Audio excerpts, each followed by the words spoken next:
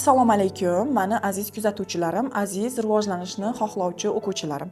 Men bugun sizga baraka va siyropgarlikni hayotga jalb qilish mavzusida ajoyib darslik tayyorladim. Va mana shu video oxirida maxsus praktika ham beraman. Praktika pulni jalb qilish deb nomlanadi va bu praktikadan keyin 24 soat ichida sizni hayotingizga baraka va siyropgarlik kirib kelishni boshlaydi. Praktikani olish uchun videoni oxirigacha ko'ring. Demak, bugun ko'rib chiqadigan masalamiz. Birinchi masala bu nima uchun jamiyatda juda ham ko'pchilik qiynalib pul topadi, qiynalib yashaydi yoki bo'lmasa juda ham ko'p harakat qiladi, istalgan natijaga, istalgan daromadga chiqa olmaydi yoki topgan puli ham bugungi kunda o'zini ehtiyojlariga yetmaydi, doimiy yetishmovchilikda yashaydi yoki oylikdan oylikka yashaydi yoki bo'lmasa qarz va kreditlar botqog'iga botib qoladi. Ayrimlar esa pulni juda ham oson topishadi, boylikda, siyropgarlikda yashashadi, doim ularga oson keladi va tashqaridan qaraganda xuddi osondek tuyuladi. Ya'ni ular yaxshi, yengil hayotda yashayotgandek tuyuladi. O'zi haqiqatan ham shunaqa. Nima uchun demak, bir xil muhitda, bir xil jamiyatda yashab turib, ayrimlar boy, puli bor, oson keladi, siyropgarlikda yashaydi, ayrimlar esa yetishmovchilikda. Buni sabablarini, psixologik sabablarini bugun ko'rib chiqamiz. Aytishingiz mumkin, balki ular ko'proq harakat qilar, balki ularga Xudoning nazari tushgandir yoki ularning rizqi shunday belgilangandir. Lekin bularni hammasi aslida stereotip va ustanovka hisoblanadi. Ya'ni odam o'ziga qo'yib olgan ustanovkalari, dasturlari hisoblanadi.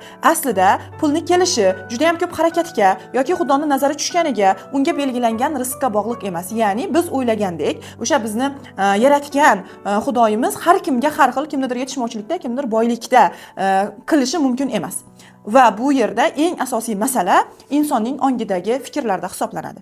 Chunki pulni o'zini xususiyatiga to'xtaladigan bo'lsak, pul o'zi bu energiya. Umuman jamiyatda, dunyoda hamma narsa energiyadan tashkil topgan. Men gapirayotgan gapim ham, siz har kuni hattoki egningizga kiyadigan kiyimlaringiz ham o'zidan energiya tashiydi.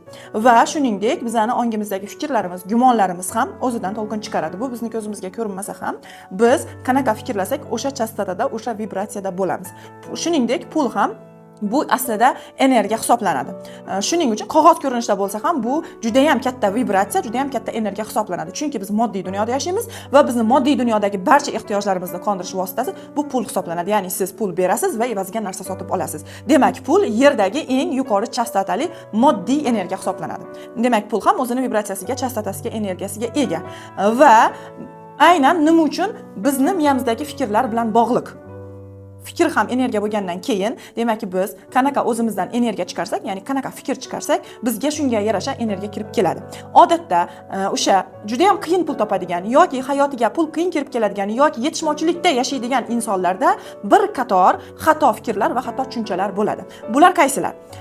Men pulni yig'ishim kerak. Birinchi o'rinda pul kirib kelgan paytda yig'ishim kerak yoki o'sha pulni tejashim kerak degan tushuncha yoki bo'lmasa o'sha pul kirib kelgan payti o'zini birinchi shaxsiy ehtiyojlarini ishlatishga qizg'onish yoki bo'lmasa pul bo'lsa ham, ma'lum miqdorda pul bo'lsa ham meni pulim kam, meni pulim yo'q degan fikrlarga diqqat qaratish yoki bo'lmasa o'sha o'ziga katta pullar kirib kelishiga, katta daromad kirib kelishiga ishonmaslik ongida bo'lsa, o'shanga yarasha bizga, o'sha ongimizga, o'sha fikrimizga, o'sha qarashimizga yarasha bizga pul kirib keladi. Odatda bizning o'zbek jamiyatidagi eng katta programma bu pulni yig'ish istagi. Har qanday odamdan so'rasangiz, pulni nima qilish kerak desangiz, yig'ish kerak deydi yoki uyga, mashinaga nimadirga ishlatish kerak degan fikrni aytadi. Pulni yig'ish istagi, chunki puli bo'lganda odam o'zini xavfsiz his qiladi. Shuning uchun yig'ish istagi bo'ladi.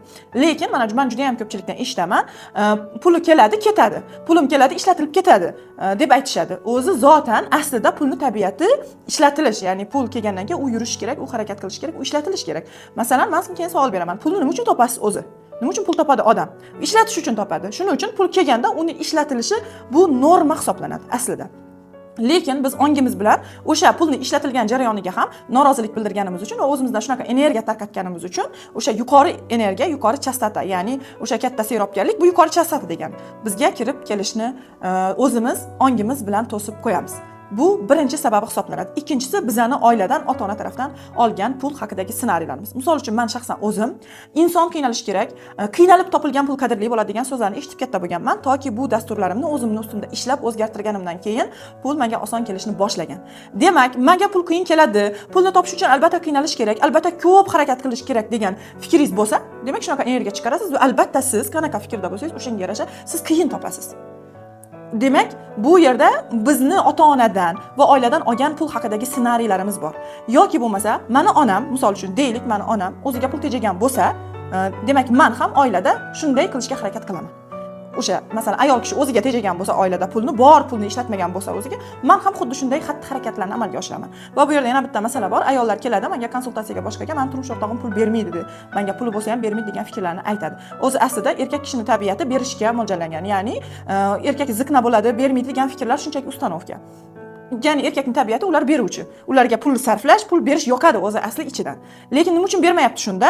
Chunki ayol o'sha ustanovkani qo'yib olgan yoki bir necha marta berganida o'ziga ishlatmagan. Masalan, o'zining ehtiyojiga, shaxsiy ehtiyojiga deb pul berilgan bo'lsa, olgan bo'lsa, uni o'ziga emas, bola-chaqaga nimagadir ishlatgan va natijada o'ziga pul olish energiyasi, o'zining shaxsiy ehtiyojlariga pul kelish energiyasi yopilib qolgan bo'lishi mumkin. Ya'ni men aytmoqchimanki, demak o'sha oilada ko'rilgan bo'lishi mumkin bu.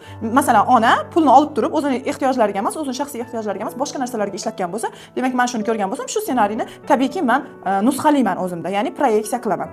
Yoki bo'lmasa, ota-ona o'rtasida pul muloqotlarida o'sha pulni tejash kerak, pul topish qiyin bo'lib ketdi. Mana men itday ishlab keldim, charchab keldim pul topish uchun degan so'zlar eshitilgan bo'lsa, onga bu tabiiy ravishda kiradi va demak pul topish uchun men ham charchab ishlashim kerak. Albatta charchab ishlash kerak, albatta qattiq mehnat qilish kerak, harakat qilish kerak degan fikrlar bo'ladi. Lekin men hayotda shunaqa real misollar bor. Bir kunda 2 soat, 3 soat faqat o'zini potensiali bo'lgan sohada ishlaydi va o'sha 9 soat, 10 soat juda ham charchab ishlayotganlardan 10 barobar, 20 barobar ko'p pul topadi. Demak, bu misollar ko'rsatadiki, pul faqatgina harakatga bog'liq emas. Ya'ni insonning harakatiga bog'liq emasligini bu ko'rsatadi. Demak, ikkinchi narsa bu bizning miyamizdagi o'sha ssenariylar, o'sha ustanovkalar, o'sha dasturlar hisoblanadi.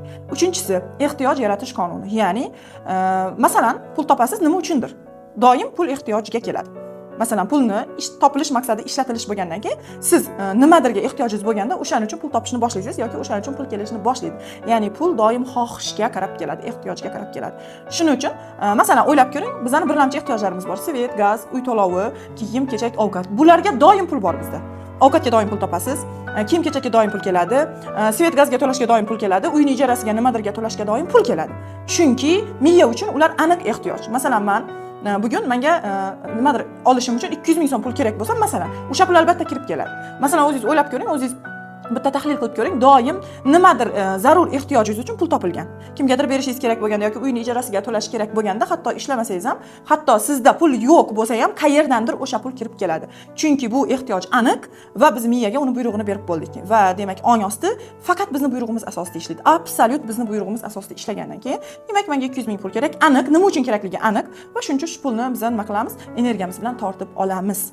Bu fakt, bu qonuniyat. Endi nima uchun bizga katta narsalarga pul kelmaydi? Masalan, yaxshi mashinaga yoki kattaroq sayohatga, dam olishga, mazza qilishga bizga boshqa ehtiyojlarimiz ham bor, lekin unga kelmaydi. Doim birlamchi ehtiyojlarga keladi. Chunki o'sha birlamchi ehtiyojlar miya uchun aniq.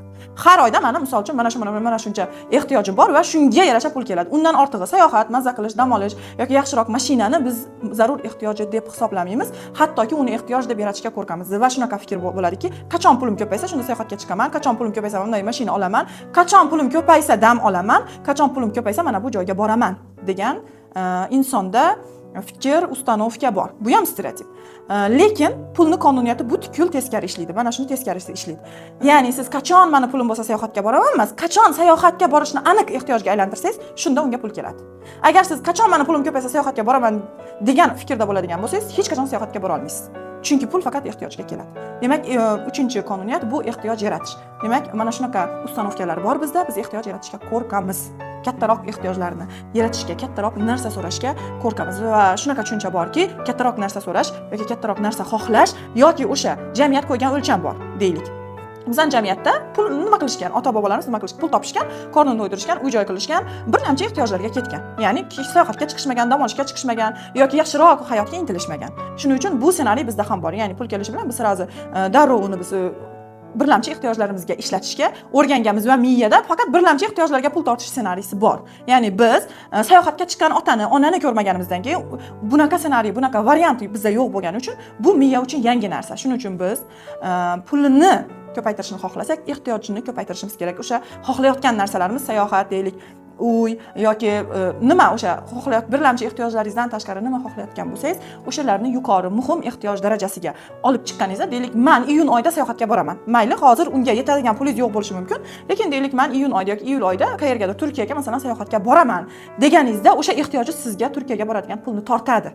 Nima uchun? Chunki men aytdim, demak, bu isbotlangan fanda hamma narsa to'lqin. Biz gapirayotganimizda, fikrlayotganimizda o'zimizdan doim to'lqin chiqaramiz va shunga mos to'lqinlarni o'zimizga tortib olamiz. Misol uchun, oddiy ertalabdan kayfiyatingiz buzilsa, nimagadir o'sha kuningizda doim kayfiyatingiz buziladigan vaziyatlar sizga keladi. Buni juda ham ko'p real misollarda o'zingiz tahlil qilib ko'rishingiz mumkin. Masalan, deylik, ertalab nimadirgadir kayfiyatingiz buzildi, o'sha kuni faqat sizning kayfiyatingizni buzadigan vaziyatlar sizga kirib keladi.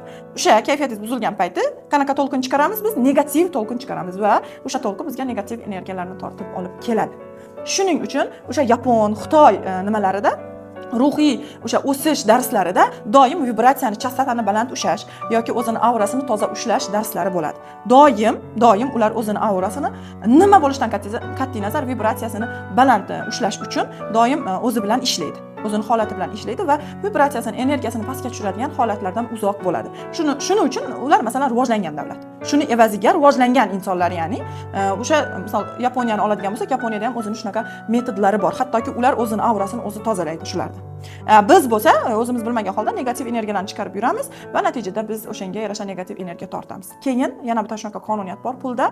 Pul o'zi baland chastota bo'lgandan keyin, baland vibratsiya bo'lgandan keyin u faqat baland vibratsiya bor joyga keladi. Deylik, kayfiyatingiz bor payti bilan kayfiyatingiz yo'q paytini solishtiring. Masalan, kayfiyatingiz bor payti o'sha payt ochiq bo'lasiz. Pullar ham keladi, ishingiz ham yurishadi. Kayfiyatingiz yo'q paytida kelib turgan pul ham to'xtashni boshlaydi. Chunki pul doim toza joyga keladi. Shuning uchun ichida xafagarchiligi, alami, nafrati, g'azabi, noroziligi ko'p insonlar doim yetishmovchilikda yashaydi. Ko'p harakat qilsa ham, ko'p mehnat qilsa ham doim yetishmovchilikda yashaydi. Ichida noroziligi, g'azabi, alami yo'q insonlar oz harakat qilsa ham ular yuqori darajadagi hayotda yashaydi. Buni hayotdan juda ham ko'p misollar bilan ko'rishingiz mumkin bo'ladi. Demak, bu qonuniyat ehtiyoj yaratish. Biz ehtiyoj yaratishga ochiq bo'lishimiz va ehtiyojni aniq yarata olishimiz kerak. Buning uchun bizning ehtiyojlarni yaratishdan, katta ehtiyojlarni yaratishdan to'sib turgan to'siqlarimiz bor. Senga mumkin emas. Bu narsa nima uchun kerak degan bizning miyamizda ssenariylarimiz bor. O'sha ssenariylarni olib tashlash kerak bo'ladi. Bu ssenariylar birinchi o'rinda oiladan kirib keladi. Misol uchun, men o'zim birinchi marta chet elga chiqqanimda, Turkiya safariga borganimda, menga senga nimaga kerak deyishgan. Misol uchun, shuncha pulga Turkiyaga borish nima uchun kerak? Undan ko'ra u pulni uyingda ishlat degan gap bo'lgan. Masalan, o'zimning ota-onam tarafdan.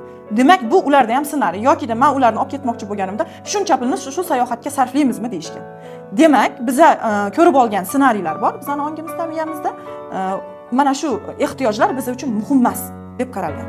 Shuning uchun bizda ehtiyoj yaratishdan qo'rquv bor. Mumkin emas, nima uchun kerak, zarur emas degan fikrlar bo'lgani uchun biz hattoki xohlashga, uni so'rashga qo'rqamiz. Bu yerda Xudoga ishonchsizlik ham yotadi. Men juda ham ko'p insonlarni ko'raman, deylik Xudoga ishonaman deydi yoki bo'lmasa o'sha juda ham ko'p ibodatlar boshqalar qiladi, lekin onga yetishmovchilik ongda. Nima uchun? Deylik, Xudoga ishongan inson tavakkal qila olish kerak yoki so'ray olish kerak. Xudoga ishonaman deydi, lekin so'ra olmaydi.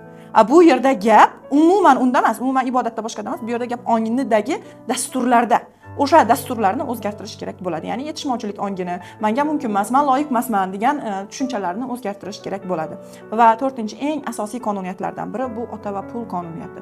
Ya'ni juda ham ko'pchilikdan eshitamiz, pul, insonning puli bo'lishi bu otasi bilan munosabatiga bog'liq yoki karyerasi bo'lishi degan gaplarni eshitamiz. Men buni nima uchunligini tushuntirib beraman.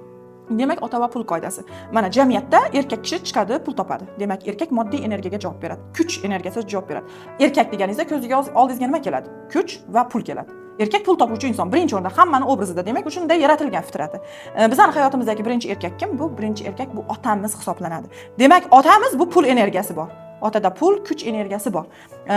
Endi men tasavvur qiling, men otamni rad qilgan bo'lsam yoki norozi bo'lsam yoki uni qabul qilmagan bo'lsam yoki unga nisbatan bitta ham tanqidim bo'lsa, men avtomatik katta pullar energiyasini rad qilaman. Chunki men erkak energiyasini rad qilyapman. Erkak energiyasi teng pul energiyasi. Bu meni formulam. Erkak energiyasini rad qilayotganim uchun men nimani rad qilaman? Pulni ham rad qilgan bo'laman. Shuning uchun ota va pul qoidasi shunaqa ishlaydiki, biz qanchalik otamizni tan olsak, qabul qilsak, faxrlansak, unga bo'lgan noroziliklarimizni yo'qotsak, shunchalik undagi o'sha baraka, otamizdagi baraka, umuman ota energiyasidagi, erkak energiyasidagi barakani biz qabul qilib olamiz. Yoki ayollar otasidan norozi bo'lgani uchun o'sha otasidagi ssenariylarni olib kelib eriga yopishtiradi va eridan ham norozi bo'ladi va aytadiki, demak bizning oilamizda baraka yo'q deydi. Lekin o'zi eridan norozi, turmush o'rtog'idan, ya'ni o'sha erkakdan. Demak, erkak energiyasini rad qilyapti. Ustiga ustak bunaqa holatda erkakda ham pul bo'lmaydi. Chunki erkak doim ayollar resurs oladi, biz resurs manbayimiz. Qanaqa resurs chiqarsak, o'shanga yarasha bizga resurs keladi. Demak, siz oilangizga pul, baraka erkak tarafdan kelib kelmayaptimi? Berayotgan resursingizga ahamiyat qilishingiz kerak. Qanaqa resurs degani bu energiya. Qanaqa energiya chiqaryapman, qanaqa resurs beryapman erkak kishiga. Men o'zim qanaqa resursdaman. Misol uchun ayollar keladi, umuman noresurs holatda, nol, umuman resursi yo'q, lekin katta narsa xohlaydi. Misol uchun, eridan katta pul xohlaydi, eri zo'r pul topishini xohlaydi. Kechirasiz, umuman resurs yo'q bo'lgandan keyin, sizdan hech qanaqa resurs ola olmagandan keyin erkak напряженияda bo'ladi, bosimda harakat qiladi. Shuning uchun erkaklar faqat bitta narsa xohlaydi, ayollardan bu resurs, ya'ni energiya xohlaydi. Shuning uchun o'zingizni resursingizni tekshirib chiqishingiz kerak. Bu resurs yo'qligiga o'sha noroziliklar ham, otadan noroziliklar ham sabab bo'ladi. Qanchalik o'sha ota bilan yaxshi ishlansa, demak shunchalik bizda pul bo'ladi. Bunga haqiqiy misol qilib nimani aytish mumkin? Otam davlatim. Aynan eshitgansiz, otam davlatim, onam jannatim. Nima uchun otam jannatim emas? Otam davlatim aynan. Demak, ota davlatga, ya'ni o'sha pulga javob beradi. Demak, hayotingizda mayli pul yo'q yoki qarzdasiz, kreditdasiz, qanaqadir yetishmovchilikdasiz, qiyinchilik bor. Nima qilishimiz kerak? Birinchi o'rinda energiyamizni to'g'rilaymiz, oshiramiz, bu bir. Ikkinchi, tushunchalarimizni to'g'rilaymiz. Uchinchi, ehtiyoj yaratamiz. Ehtiyoj yaratish ustida ishlaymiz va ehtiyoj yaratishdan qo'rquvlarimizni, kattaroq ehtiyojlarni yaratishdan qo'rquvlarimizni biz ishlaymiz va keyin eng oxirgisi bu otani qabul qilish, unga bo'lgan noroziliklarni, tanqidlarni yo'qotish ustida ishlasak, bizning hayotimizga katta miqdorda, xohlagan miqdorda serobgarlik, barakani biz kiritishimiz mumkin bo'ladi. Demak, o'sha kimdir serobgarlikda, kimdir esa yetishmovchilikda yashashning asosiy sabablari o'sha insonlarning holatida bo'ladi. Holatida, pulga munosabatida. Men ko'pincha ko'raman, juftliklarda ayoli o'ziga pul sarflaydigan juftliklarda erkak ko'proq pul topadi, barakaliroq bo'ladi, boyib ketadi. Ya'ni ayoli pulni o'ziga pul sarflaydigan ayollarning juftlari ko'proq pul topadi. O'zidan qizg'onadigan ayollarning juftlari esa doim yetishmovchilikda yuradi. Ya'ni buni juda ham ko'p kuzatganman. Nima uchun? Chunki o'sha ayol o'ziga sarflagan paytda o'zidan yaxshi resurs chiqaradi va erkakka bu resurs nima bo'ladi? Ozuqa bo'ladi. Yana ko'proq harakat qilish uchun. Yokida ayolning ehtiyojiga qarab, deylik ayol ko'proq narsa xohlasa, erkak kishi ham shunga qarab o'zi lokatsiya oladi, yo'nalish oladi va bu yerda eng katta muammo ayol kishini xohla olmasligida. O'ziga ravo ko'ra olmasligida, o'ziga loyiq ko'ra olmasligida, pul kelishi bilan birinchida bolasiga kimgadir yedirib, ichirib, kiyim olib berib, keyin esa o'zini olib o'tirishida. Deylik, menga yo'q deb.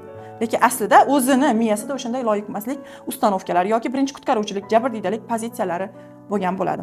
Shuning uchun agar biz bu holatlar ustida ishlasak, buning uchun nima qilish kerak? Buning uchun ong osti dasturlarimizni o'zgartirish ustida ishlashimiz lozim bo'ladi. Ishlasak, bizni o'zimizda ham, bizni turmush o'rtog'imizda, oilamizda ham serobgarlik kanali, serobgarlik energiyasi ochiladi va pul bizni harakatimizga emas, holatimizga qarab kelishni boshlaydi. Demak, men sizlar uchun aynan pulni jalb qilish praktikasini tayyorlaganman va aynan yuqorida aytgan ong osti dasturlarini, o'sha pul kelishidan to'sayotgan, serobgarlik kelishidan to'sayotgan dasturlarni, tushunchalarni ildiz darajasida o'zgartirib 24 soat ichida hayotingizga baraka va serobgarlikni olib kiruvchi maxsus praktikani hozir taqdim qilaman. Bajarish tartibi: bir marta chuqur nafas olamiz,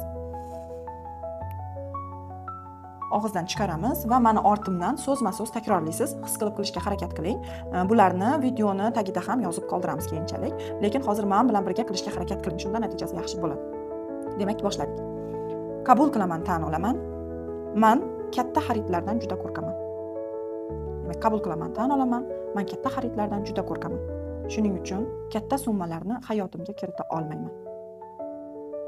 Yana, qabul qilaman, tan olaman. Nimagadir to'lov qilganimda doim norozilikda to'layman. Norozilikda beraman. Yana, qabul qilaman, tan olaman. Pul kelishi uchun men loyiq ish qilishim kerak. Aks holda menga pul kelmaydi deb o'ylayman. Demak, keyingisi. Qabul qilaman, tan olaman. Aslida Alloh hammaga teng beradi. Demak, keyingisi. Qabul qilaman, tan olaman. Serobgarlik yuqoridan kelishiga ishonmay qo'lga qo'yganman. Doim pul kelishi uchun men nimadir ish qilishim kerak deb hisoblayman. Keyingisi. Qabul qilaman, tan olaman. Men endi bemalol katta pullarni hayotimga kirita olaman. Qabul qilaman, tan olaman. Rodimdagi barcha puldan qo'rqqan qismlarimni, ya'ni qabul qilaman, tan olaman. Ajdodlarimdagi barcha puldan qo'rqqan qismlarimni. Bu ssenariy. Qabul qilaman, tan olaman. Pul kelganda uni o'zimga sarflay olmaganim uchun tez ishlatib yuboraman. Bu ham ssenariy. Qabul qilaman, tan olaman. Qo'limga kelgan pulni yo'qotib qo'yishdan qo'rqaman. Shuning uchun uni boshqalarga berib yuboraman. Ongsiz ravishda. Qabul qilaman, tan olaman. Qanday sharoitda bo'lishimdan qat'iy nazar, xizmat qilmasligimdan qat'iy nazar, men serobgarlik kanali orqali pullarni qabul qilishga tayyorman. Demak, mana shu 10 ta iborani bu ssenariy, ya'ni ssenariy o'zgartiruvchi, ong ostini qayta dasturlovchi iboralar hisoblanadi. Iborani bir kunda 7 marta takrorlaysiz, xuddi men aytgan shaklda. Va albatta natijasini men izohlarda kutaman. Demak, bu praktikadan keyin 24 soat ichida, mana shu praktikani qilganingizdan boshlab 24 soat ichida qaytaraman, hayotingizga baraka va serobgarlik kirib kelishni boshlaydi, natijasini o'zingiz ko'rasiz. Endi men hozir bu praktikalardan keyin sizga pul masalasida nima demoqchiman. Demak, aniq sabablar bor. Demak, biz pul bo'yicha fikrlarimizni o'zgartirishimiz shart. Qancha harakat qilsak ham hayotimizga pul kelmayaptimi, qarzdamizmi, kreditdamizmi, demak, fikrlarimizni o'zgartirishimiz shart. Shuning uchun men aynan yuqoridagi o'shanday transformatsion natija beradigan praktikalardan tashkil topgan o'zimni mualliflik kursimni yaratdim. Bu kursimning nomi Boylik kodi deb nomlanadi va Boylik kodi kursimda nimalar bo'ladi? Boylik kodi kursimda coaching darajasidagi kurs, o'zim individual ravishda har bitta kursga kelgan o'quvchi bilan ishlayman va biz 30 kun davomida, 1 oylik kurs, 30 kun davomida har kuni pul bo'yicha praktikalar qilamiz. Ya'ni o'sha ssenariylarni o'zgartirish, pul kanallarini ochish, katta pullarni hayotimizga kiritish bo'yicha biz har kuni dars qilamiz, har kuni praktikalar qilamiz, har kuni men sessiyalar beraman, o'zim savollarga javob beraman, o'zim korreksiyalayman va 30 kun davomida faqat pul bo'yicha biz ishlaymiz. Bloklar, dasturlar bo'yicha va bu kursda mavzular o'sha otadan boshlab, otani qabul qilish, otani tan olish, erkakni qabul qilish, erkakni tan olishdan boshlab toki pul bloklarini yechishgacha bizda mavzular bor. Boylik kodi kursim, demak 30 kunlik kurs hisoblanadi va kursning o'zining mavzulari bor. Telegram kanalda jonli o'sha Telegram yopiq guruhda jonli tarzda o'zim tomonimdan olib boriladi. Kursga keladigan bo'lsak, kursni o'tish tartibiga keladigan bo'lsak, kurs darslari o'sha har kunlik vazifalardan tashqari jonli sessiyalar ham bo'ladi, keyin savollarga javoblar ham bo'ladi. Kursdan qanaqa natija olasiz? Birinchidan, daromadingiz, agar mana ayollar o'zi o'qisa, misol uchun o'zi o'qisa, oilasiga keladigan daromad, o'sha turmush o'rtog'ining daromadi, agar o'zi ishlaydigan bo'lsa, o'zining daromadi kamida 4x ga oshadi. Misol uchun siz 5 million pul topadigan bo'lsangiz, kamida 20 milliongacha ko'tariladi. Erkaklarda bu ko'proq ishlaydi. Ya'ni masalan, men o'qsam, meniki 20 ga ko'tarilsa, misol uchun 5 million topadigan bo'lsam, mana turmush o'rtog'im daromadi 100 gacha ko'tariladi. Chunki ayol kishi o'zini tozalaganda bu erkak kishiga zo'r ta'sir qiladi. Ya'ni kursdan olinadigan natijalar. Birinchisi, demak, ayol o'zi ishlaydigan bo'lsa, ham o'zining daromadi oshadi, ham o'sha oilasiga keladigan pulni miqdori oshadi va barakasi oshadi. Ya'ni o'sha kelgan pulni siz hamma narsangizga yetishni boshlaydi. Hozir yetmayotgan bo'lsa. Ikkinchi, qarz va kreditda bo'lsangiz, agar o'sha qarz va kredit dasturlaridan chiqishingiz ta'minlanadi. Keyin yana bitta narsa bor. Bir umrlik hayotingizga serobgarlik oqimini olib kirasiz. O'sha pul haqidagi dastur tushunchalaringiz doimiyga o'zgaradi va doimiy sizning hayotingizga pul qiyinchilik bilan emas, balki osonlik bilan keladigan bo'ladi. Ya'ni o'zingizda pul energiyasini, pul kanallarini ochib yuborasiz ishlash orqali. Va eng muhim joyi, boylik kodi kursimizda bizning bonuslarimiz bor. Buni birinchisi, o'sha kursga qo'shilgan har bitta ishtirokchiga o'zini individual pul tahlili beriladi. Ya'ni uni qaysi ish, qaysi missiya uni pulini rivojlantiradi, qaysi ish u uchun, qaysi ish uni pulini bloklaydi. Buni biz matritsa asosida, o'sha har kimning matritsasi asosida pul tahlilini beramiz. Bu bir. Ikkinchi, har bir insonning o'zini individual millioner kodi shaxsan o'zim tarafimdan matritsasi asosida ishlab beriladi. Siz bu millioner kodini doimiy ishlatishingiz mumkin. Bir umr bu sizga o'sha pul energiyasini kiritib turadigan har kimning o'zini kodi bo'ladi. Ya'ni biz o'zi aslida kodlanganmiz, dasturlanganmiz. Shuning uchun o'zimiz dasturimizga mos kodni topsak, bu bizda ishlaydi. Xuddi mana shu praktikalar kabi bu bizda ishlaydi. Shuning uchun kurs ishtirokchilariga o'ziga har biriga maxsus millioner kodi beriladi. Ya'ni o'sha o'zining raqami beriladi. Chunki har kimning energiyasi har xil va har kimning energiyasiga har xil kod to'g'ri keladi. Shuning uchun sizning o'zingizning energiyangizga tushadigan kodni ishlatsangiz, bu sizga o'sha pul energiyalarini doim tortib turadi. Va kursimiz ikki xil tarifda bo'ladi. Birinchisi VIP tarif, ikkinchisi standart tarif. Kurs haqida to'liq ma'lumot olish uchun mana shu video ostida biz silka qoldiramiz. O'sha silkaga kirib, kurs narxlari va kurs tartibi haqida ma'lumotlarni olishingiz mumkin. Va men yuqorida bergan praktikamga o'xshagan praktikadan har kuni kurs davomida 30 tadan chuqurlashtirilgan, bu hozir sal yengilroq shakli, chuqurlashtirilgan haqiqiy natija beradigan 30 tadan biz qilamiz birgalikda. Va buni natijasi albatta kafolatlangan bo'ladi. Aytganimizdek, kamida daromad 4x ga oshishi shaxsan o'zim tarafimdan kafolatlanadi. Chunki kursda aniq natija beradigan, aniq mijozlarimizda natija bergan, aniq ularni pulda yuqori natijalarga olib chiqqan praktikalar beriladi. Hammangizni men o'zimni boylik kodi kursimda kutaman. Moliyaviy erkin bo'ling, o'zingiz moddiy dunyoda o'rningizni toping, o'sha qiyinchilik, yetishmovchilik ongidan chiqing va hayotingizga, oilangizga baraka va serobgarlikni olib kiring.